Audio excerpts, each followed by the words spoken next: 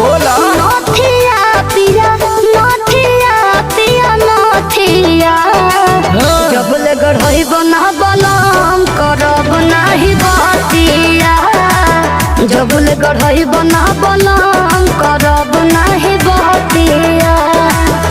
अच्छा तो ये बात बा। हो राहुल रॉकी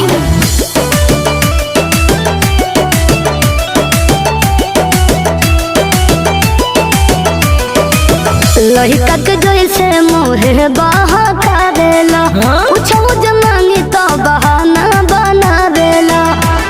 अरे सुना जाने मान का सुन अब ही खाली बाबा किट हमार